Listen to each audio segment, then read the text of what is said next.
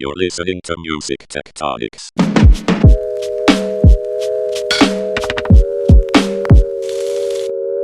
Hey everybody, welcome to the latest episode of Music Tectonics. I'm your very irregular host, Tristan Jaeger of Rock, Paper, Scissors. And today I am going to talk to Travis Rosenblatt, who's the CEO and founder of Meddling, as well as Signal Distribution. Before becoming a serial solopreneur, if I don't say that 5 times fast, Travis spent several years in A&R at some pretty notable companies like that, label you might have heard of called Warner.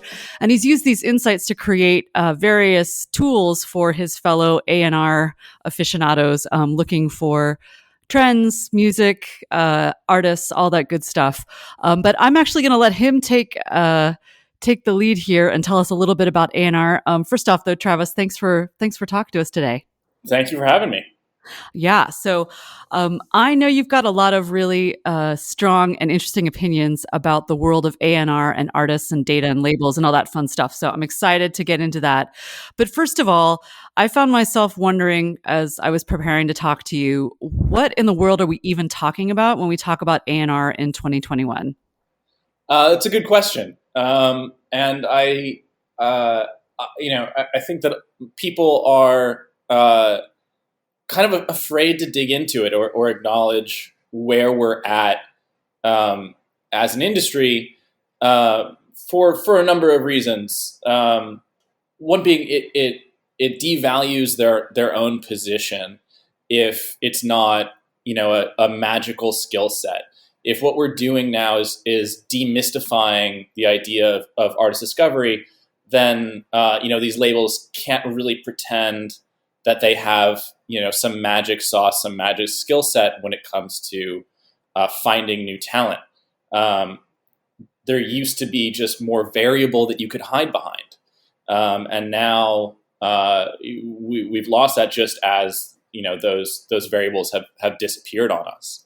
But the idea of what I'm hoping we will agree to no longer call A&R research at some point has been around for forever. I mean, it used to be that you'd call the local radio station, see what they were spinning, call the local record store, and see if people were then going and buying that music. You were looking for that relationship. It was just a very manual process. And obviously that was still, relationship driven. They had to know you and be willing to talk about it.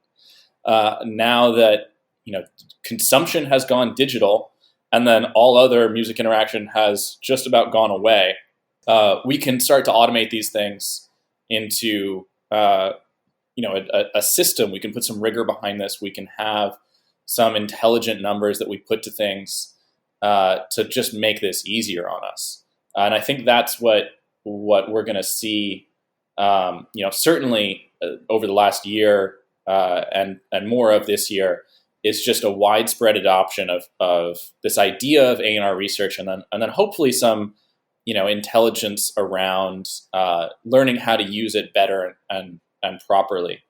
I think that there's a long way to go, but now that everyone has been thrown headfirst into it, whether they wanted to be or not, we're going to be there. There's no going back on this. Thankfully, we will have live music and meetings and all sorts of other things back again, but we're not going to lose these skills that we're developing now. Cool. And one thing that's interesting about this very data-driven world, where A&R has turned from this sort of dark art and kind of self-fulfilling prophecy at times. Like if you had a hit, you were good at A&R, right? No matter whether it was an accident or whatever.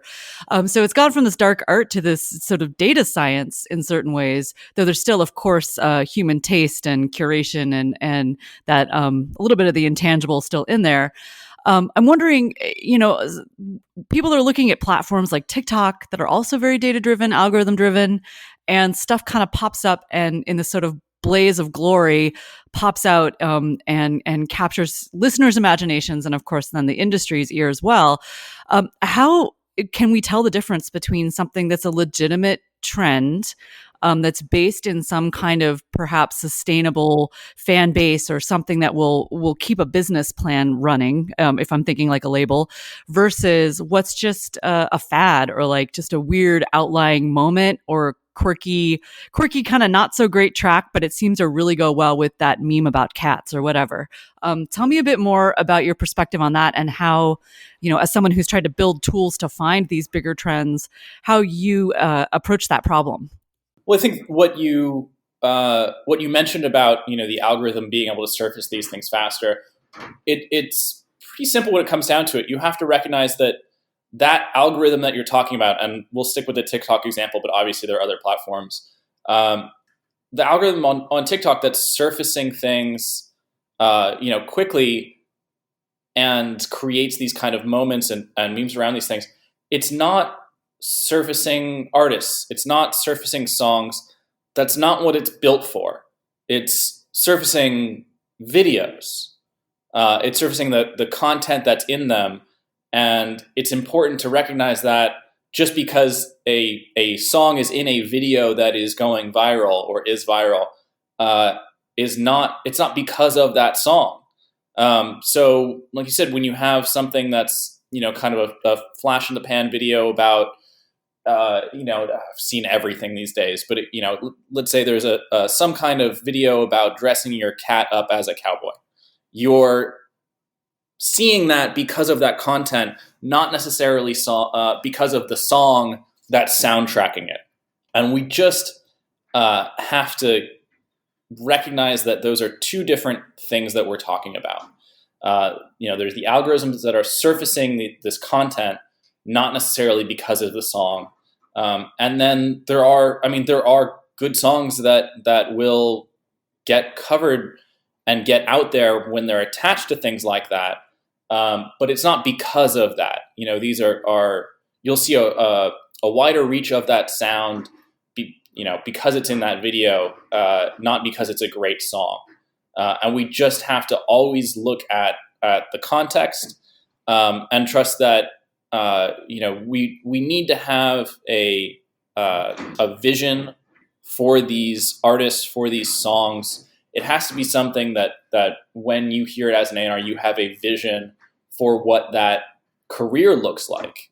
And if you don't know why it's popular, and if you don't have a vision for where it goes now, it's probably best to just leave it alone. That is such a great point. I feel like there's a lot of emphasis nowadays because there's this whiz bang, exciting new world of data analytics that, feels kind of cool and trendy and techy, and but we forget about what comes next. So I've identified an artist. What do I do next? Right. And is there, not to bring data into everything, but are there ways you've seen people use the kind of data that Meddling presents to take that next step and figure out like where an artist can go to become, to have a sustainable career and not just a one-hit wonder kind of deal? Certainly. I mean, there are indications that there's something more meaningful going on with the artist, particularly if you see, it cross-platform. If people are seeing it somewhere, then streaming it somewhere else, or if they're searching for it, is a great way to know that someone actually cares about that artist, or at least wants to know more about that artist, rather than just that video that it's in. But there is a balance there. You have to be able to recognize something for what it is, trust your gut, and go for it. Or you have to wait long enough to know that it's crossing somewhere and it's going to be a hit. But if you wait long enough to see if it's going to be a hit, it's already a hit and you're too late. There's a definite balance there that you have to strike in terms of how early you want to be, which means you trusting your gut more versus how much you want to see the data validating your own opinion first. That makes a ton of sense. And maybe it's all of the buzz around GameStop that's been in the news lately, but it almost sounds to me like you're trying to time a stock buy. Like there's an investment kind of angle to it that is hard to escape. That there's that pivot point that you try to jump in right when the deal is right. Right? It's not too Sure. you have enough information to know there's value, but it's not so over, or you're not in a bidding war with your competitors No, that's absolutely. driving up the deal. Yeah. I like to reference it. I draw the parallel usually with private investment, with thinking about A&Rs as venture capitalists, and you're looking at these artists as companies, and you have to, at some point decide where you are, what your particular A&R investment thesis is, in order to kind of look for that and match that behavior. And there are definitely certain labels out there that would rather wait and spend 10 times more money once, versus other labels that will spend a tenth of that 10 more times over. And it's in terms of what you're looking for, at what stage. The most obvious example to me is looking at, say, a major label where signing a new project, even if it's no advance, is $500,000 or whatever, is a sizable chunk of change just around your staff time and marketing, versus, say, a talent agency where there's very little upfront cost in actually signing new talent. They're going to be more willing to go after more things earlier, and it absolutely scales to where your A&R investment thesis is. Let's take a quick break, and then we'll continue this awesome conversation. I love meeting Music Tectonics listeners at our events, and I want to make more opportunities for you to meet and support each other, virtually at least. That's why we're launching Together Tuesdays, a virtual meetup in the Music Tectonics community app. Every Tuesday starting at 2 p.m. Eastern, that's 11 a.m. Pacific or 7 p.m. in the UK, I'll kick things off with a text post in the community forum, and I hope you'll join in the discussions whenever you can on Tuesdays. Post your questions and answer other members, and every month we will feature our favorites on this podcast. Look for the hashtag #TogetherTuesday and use it in your posts and comments to help us find your posts. If you're not a member yet, I'll tell you how to join the app at the end of this episode. Now back to the show. We're back with with Travis Rosenblatt of Meddling and Signal Distribution. Travis, you were laying down some pretty cool thoughts on exactly how labels or agencies or other people seeking talent can approach finding artists, cultivating artists, determining the signal from the noise, so to speak, in the data. What about from the artist perspective? We're in such a crazy era when artists have gained a certain amount of negotiating power where they can find other alternatives to a label deal in the traditional sense. What is the role for what kind of role do labels need to play? How do they need to think about themselves in this day and age if they want to be able to connect with artists that are really promising and do look like they have a lot of potential? You've mentioned like marketing, labels thinking about not marketing the artist, but marketing to the artist up front. Yeah, this is something we're going to continue to see. You have a lot of options out there. It used to be you had to sign to a label in order to get your record into stores, and obviously that has gone away. And for a long time, there was still also this idea of, well, you still need a label if you want to get your song on radio. There were barriers to entry to the market that labels had cornered, and those are kind of crumbling around us with diminished importance of radio or the ability for a DistroKid artist to go and hire the syndicate to do a campaign for them. We're seeing a lot more options that artists have, and therefore artists have a bunch more leverage in the relationship. And that's also why we're seeing these license deals now that are shorter terms, alternative to kind of the 60-point PPD that was pretty standard forever. These 6-album 360 deals.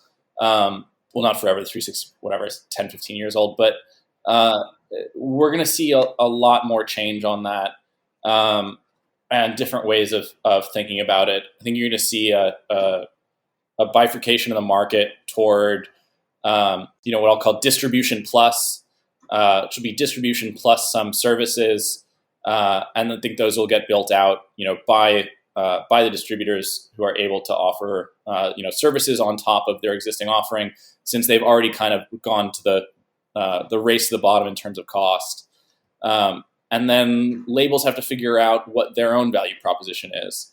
Because I think they have, recently not done a great job of communicating that well to the artist community. I think that they're seen largely as, first validation to the artists. I'm not just another SoundCloud rapper. I'm signed to Interscope. And then a checkbook, because that's what they see out of that relationship. And so we've just seen those checks get larger and larger and larger.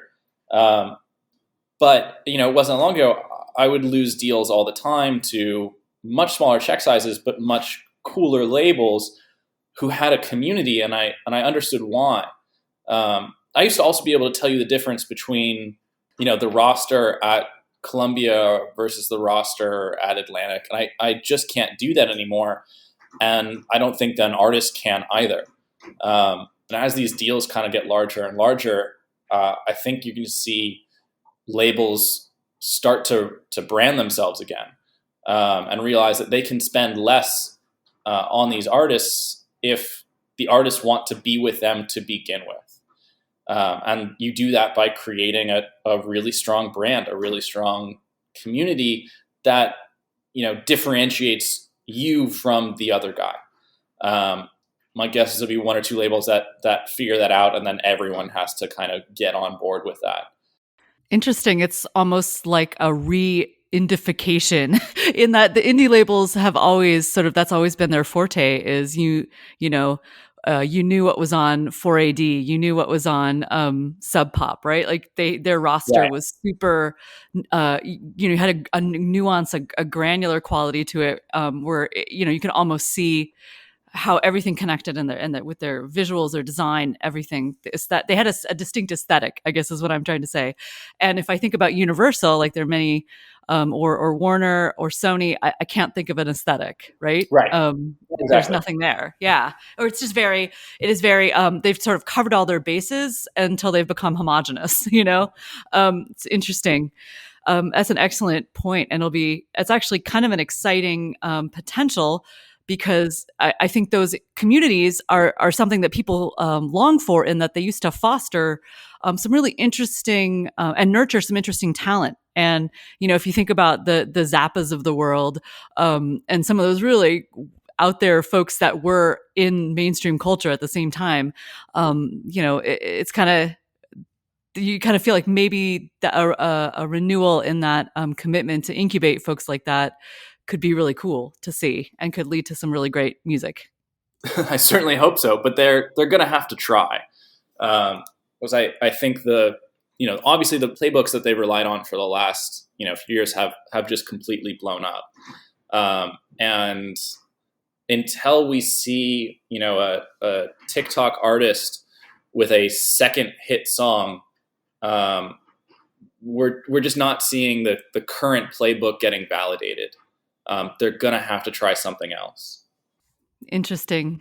Speaking of something else, so we've talked about TikTok a couple times, and then we've talked about good old legacy formats like radio.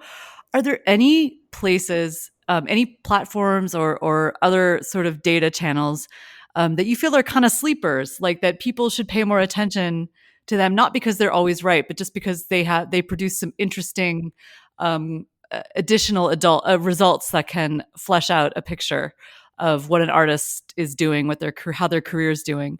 Anything like that you're like, oh, wow, people really should look more at X or Y?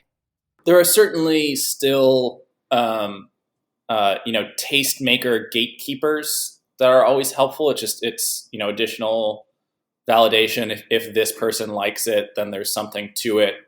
Kind of things that exist still on say, very specific blogs, although there are probably only a couple left, or tastemaker YouTube channels. Not so much with user playlists anymore, but there are a couple of spots for that, depending on what you're looking for. One place, in particular that is helpful for that middle ground would be Bandcamp, and it's interesting. And this is just, I'm applying my own frustration for this from the outside. There is a desperate need for an audience that is rabid for kind of non hip hop pop, what we used to call indie or alternative or whatever. And there's no real home for that right now, or ecosystem that there used to be. And there are a whole bunch of reasons for that. Death of the blogosphere, Pitchfork going to Condé and covering Taylor Swift instead of kind of the up and coming stuff we cared about. The disappearance of venues, particularly in New York, even pre-COVID. There used to be these channels that you could kind of create and see and keep tabs on and break artists through, and we don't really have that. And the closest thing I think we do have that to that right now is Bandcamp, and Bandcamp I think just falls into the trap of, or not the trap, but makes the choice of unfortunately a lot of things in that space where they want to continue to be kind of holier than thou. It's really very much the experience of walking to the record store and kind of being looked down upon because you're buying a record that you should have had already. It was Jack Black and High Fidelity. Don't tell anyone you don't own Blonde on Blonde; it'll be okay. That is so funny. Yeah, it does have that vibe. Yeah, but it is a great breeding ground for slightly left of center artists. I wish they would kind of lean into that more and become a destination for that discovery, and they just haven't done that yet. Yeah, they have some wonderful, blog-like coverage where they go through and look at different artists and different genres and sort of emerging trends among the Bandcamp users. But there is you just have to you have to know where you're going really and know what you're looking for to find anything, which is a shame.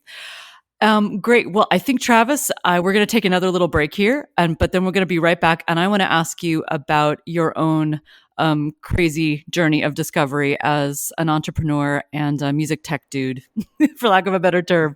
Sure. Okay. I've got to say it. Music Tectonic listeners are the smartest, coolest music tech minds out there. And so we're giving you a chance to speak up and win a prize.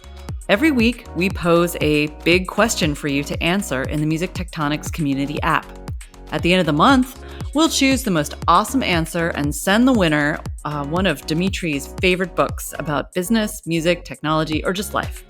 So here it is, your big question. In our interview, Travis talks about how in days of yore, there was a very lively ecosystem for finding and promoting indie rock or pop or alternative music, whatever you want to call it. Now, sadly, that ecosystem is basically gone. But we're all still finding new music we love or trying to spread the word about it to people we care about.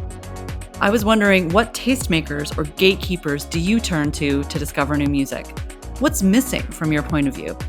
What do you wish was out there to nurture artists and fan communities the way blogs once did? Look for the post that goes with this question in the Music Tectonics app community forum. We'll tag it #TheBigQuestion and answer in the comments. If you're not a member yet, Dimitri will tell you how to join in at the end of the episode. Now back to the show. Okay, we're back with one more round here with Travis Rosenblatt of Meddling and Signal Distribution. I keep saying Signal Distribution, Travis, because I don't want anyone to get any sort of Elon Musky ideas here about your companies. But I guess that was, excuse my ridiculous joke. Anyway, what I wanted to talk about now was your own path as a business person, how you went from being an A&R guy who's looking for music, trying to find artists that are worth signing, to someone who is creating a data analytics platform, software as a service, all of those crazy things that not everybody can combine in their life, and you do it by yourself. So tell me a bit about how you decided to start Meddling and why you decided to keep it kind of a solopreneur operation. Yeah, I mean, I love to talk about it just because I think that there's we see this with artists and companies as soon as something kind of pops up on the radar, people like to think of it as an overnight success, something that just popped up out of nowhere. And that's certainly not true for artists. I mean, there are, whatever, Lizzo was on their that song was a year old, or Billie Eilish had been a campaign for, 3 years before that song broke. There are, there's a lot of work that goes into these things. And I'm always fascinated by how people get started. But my own personal story is certainly less intentional than that. I don't know, you make it sound like these were all intentional choices and very impressive choices that were made. They really weren't. It was something that, I had to do. I mean, as you alluded to earlier, I spent, years doing A&R for Warner Brothers and 300, and for about 24 hours at Mom and Pop. And I was,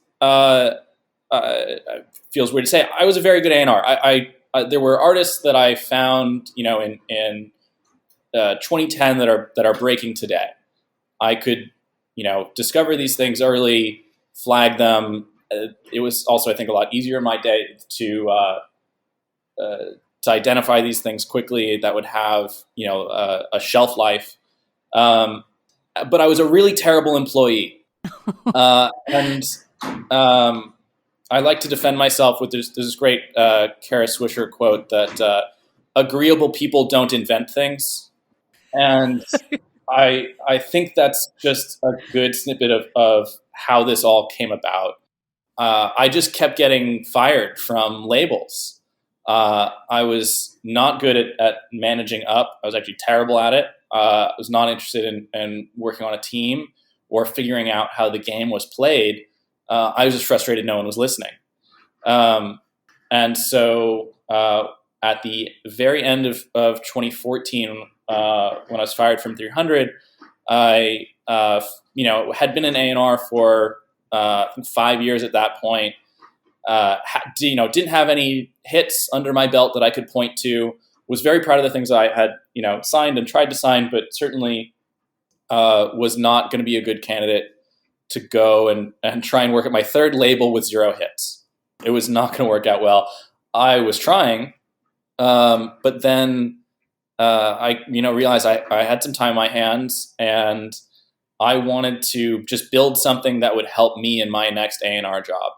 I have no computer science background. I had to go and take some online coding courses just to put something super, super simple together that I thought was just going to help me. And then I sent it around to, the heads of A&R around town that I'd been, hoping were going to talk to me about jobs, to say, sure, I have no hits, but here, look, I'm not a total idiot. And they came back to me and said, well, this thing's cool. How much are you going to charge for it? And that made me realize, oh, this is a company. This is what I'm doing. And I essentially, went into crisis mode, went 16-hour days, me in my pajamas, my laptop on my sofa, learning how to coding the thing and getting it out there. And so I started that, January 2015, and I think had the first customers on in August. So 8 months of just absolutely going insane. But it worked out, and it's been evolving ever since. As I get better at it, as the marketplace adapts, as people come to me and ask for things that they want to see, and I think that the product and the market have kind of met somewhere in the middle, where people have learned to do A&R research based on what I offer, but also I've started offering things that I know people want to look for based on my years in A&R. That's a great story. I love how you turned challenges into opportunities. I mean, for lack of a better word, that sounds a little cheesy, but there's really that's an incredible story. And actually it kind of mirrors a lot of artists' stories in that, they were doing this thing that they loved, and all of a sudden someone's like, hey, there's value here. We can use this. That's pretty amazing. And then, but having one company as a solo entrepreneur wasn't wasn't enough. So you decided to go in a yet another direction, right? And get involved in a publishing startup Yeah. So or startup publishing startup, excuse me. yeah, it was never really a decision to do meddling on my own. Just that no one else was interested. There was no money to hire anyone else. I sent it around to as many people I knew who were like venture capital adjacent. I certainly didn't know anyone in that space at the time, and no one was interested. People were telling me, okay, this is a couple years of good income for you, and that'll be that.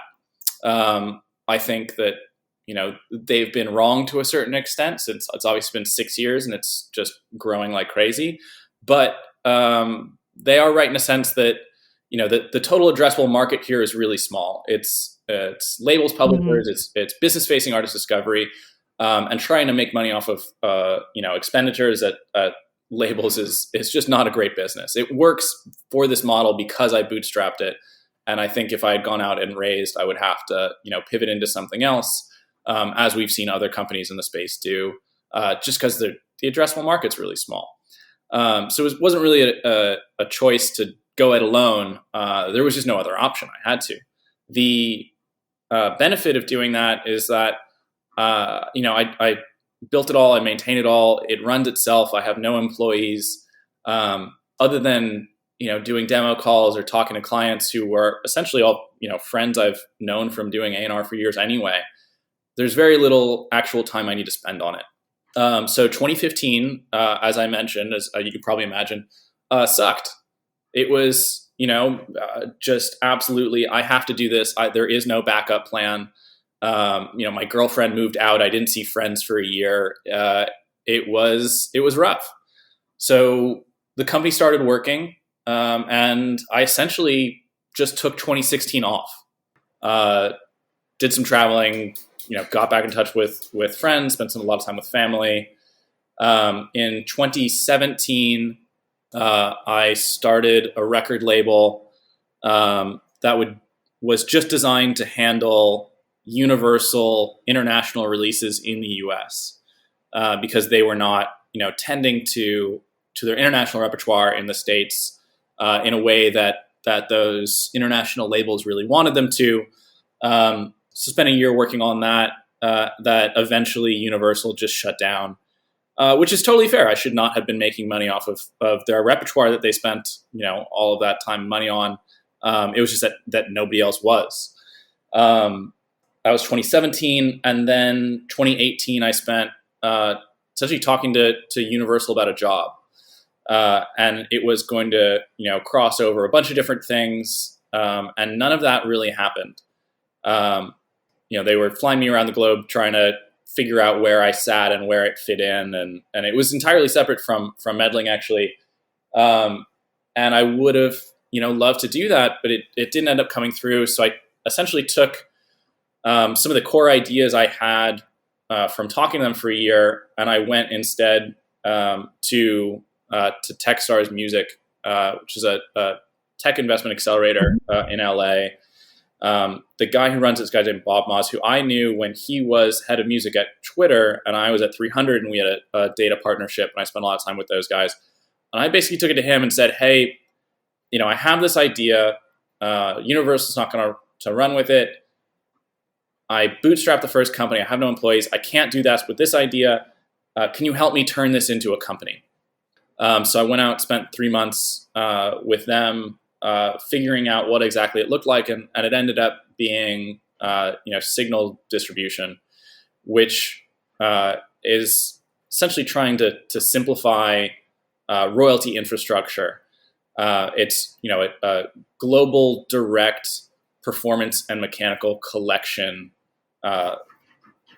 company. It bundles all the rights that you need to be going out and collecting as an independent artist, all in one place. And it's just something that should be happening already. And for every music company 2.0 out there that I've either worked for or talked to, there are people addressing bits and pieces of it, or trying to build on top of it. But I don't think you can really do any of that until you solve for the underlying pipes. And we're just not doing that. I mean, now we have the MLC and the US, and we'll see how that goes. And I certainly wish them all the best. But even with that, ASCAP successfully lobbied to make sure that MLC could not collect performing rights. So your mechanicals and your performing rights are collected separately, even though it mostly comes from one person hitting play on one song that you wrote or had a part on. And it gets more complicated even internationally, where if you're a US songwriter, somebody streamed your song in the UK, PRS, the UK CMO gets paid first, and then that money has to flow through correctly to you. And if it does, everyone gets to take their admin fees along the way, and there's just no reason it has to look like that anymore. And I think until we actually get to it and fix those problems and fix the wild inefficiencies in royalties, we just can't really do anything else. That then allows for so many other things to grow and to flourish. It's not sexy. It's not super interesting unless you're aware of how it all runs. But it's something that just has to get done.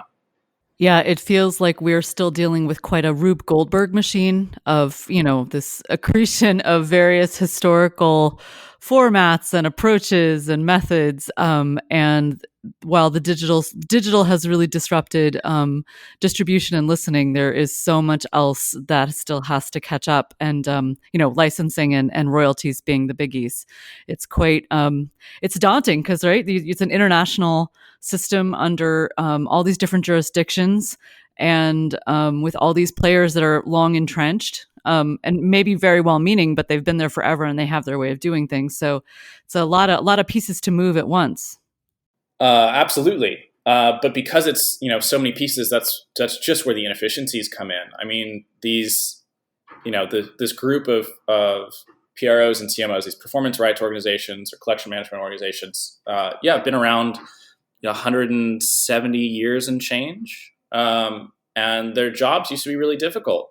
You'd have to go in and license every theater, cafe, and collect for the artists in your territory. And then when there started being cross-cultural consumption, then you'd collect, and you wouldn't go and collect in other territories. You'd rely on the local collection agency that was already there to collect for you.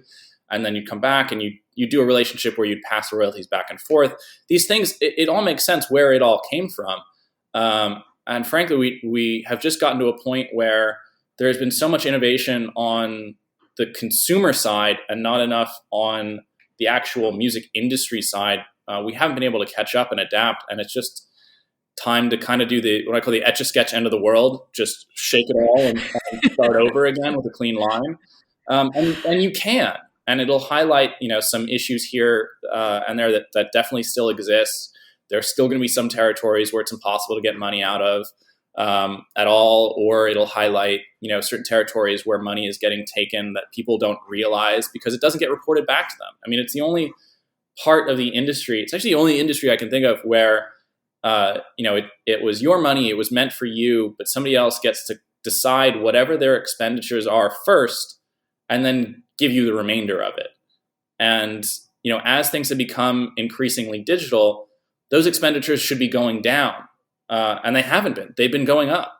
And that makes no sense at all. Yeah, it is. It's definitely, I don't want to say a ridiculous situation because it makes sense, but at the same time, it's really unfortunate because while the music business has seen a resurgence, it's still, if you look at other entertainment sectors, is not the biggest. And artists are feeling squeezed and are starting to understand that there's money out there. And it's almost like this is a problem that we really need to solve for the health of the whole business, including the creative side, which is naturally the most essential side. So, well, you are, I don't want to compare you to Don Quixote. Maybe it's more of like a St. George and the Dragon kind of thing, but I wish you luck on your quest because you're on a mission that's necessary, but, but yeah, you're a brave man. Let me just put it that way. Anyway, Travis, thank you so much for your candor and for your time and for sharing your thoughts. This is really, really great. Any last things before we go? Any fun thoughts to kick off 2021? Anything else you want to say? Oh man, just to everyone listening, good luck. Don't put so much pressure on yourself. Here we go. It's okay to go back to bed some days. I think there's a lot of pressure to, optimize or whatever, master something. And I think, a lot of days it's fine just to make sure your kids aren't setting the house on fire. Very sage advice.